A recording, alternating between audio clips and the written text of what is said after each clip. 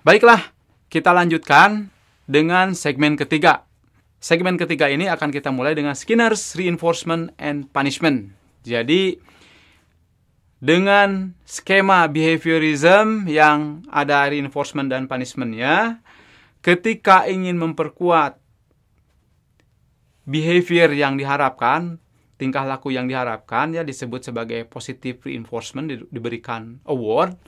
Ini contoh situasinya setelah ada respon. Contohnya di sini, Sam is given $1 for behaving well. Jadi yang memenuhi kinerja pembelajarnya diberikan $1, diberikan award. Kemudian ketika behavior weaken, diberikan punishment atau castigation. Misalkan Sam has his ears pulled for misbehaving. Jadi ketika pembelajarnya melakukan sesuatu yang tidak diharapkan, Sam ini anggap seekor anjing, begitu ya.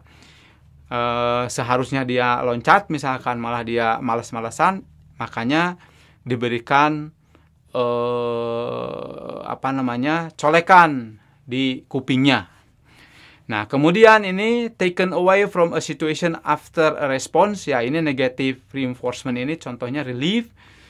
Contohnya Sam's ear are released. Jadi ketika dicolek-colek terus, ketika dia menjadi baik lagi kelakuannya, loncatnya mau, maka dibebaskan dari hukumannya ya. Kemudian negative punishment itu, Sam has his dollar taken away. Malahan ini jadi negatif buat si Sam karena $1, katakanlah $1 itu adalah sebuah makanan kesukaan dia berupa campuran tulang dan ayam misalnya ya. Nah, makanya yang dia punya itu akan diambil. Jadi ini negative punishment atau penalty. Nah, ini sering dapat dilakukan juga ya untuk terutama kelas-kelas yang belum begitu dewasa si pembelajarnya. Implikasi dari teori behaviorisme ini ada beberapa macam. Yang pertama adalah sering dianggap tidak mampu untuk menjelaskan situasi belajar yang kompleks. Sementara kalau kita lihat tuntutan zaman sekarang adalah solving complex problem. Jadi tidak sesederhana pembelajaran kucing, anjing, atau binatang ya, atau anak kecil. Sekarang itu problemnya rumit. Jadi tidak bisa seperti ini terus. Ya kita tahu bahwa teori itu namanya teori saling melengkapi ya.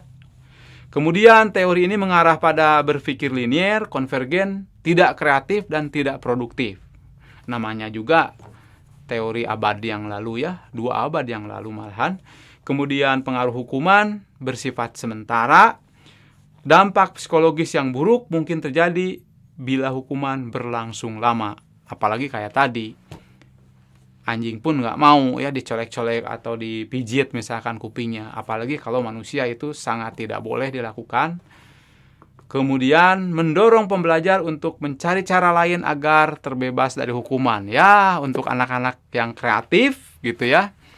Kreatif negatif itu banyak cara untuk menghindari hukuman ini. Jadi bisa jadi secara keseluruhan malah kurang baik ya. Oleh karena itu kita perlu mencari teori-teori yang lain.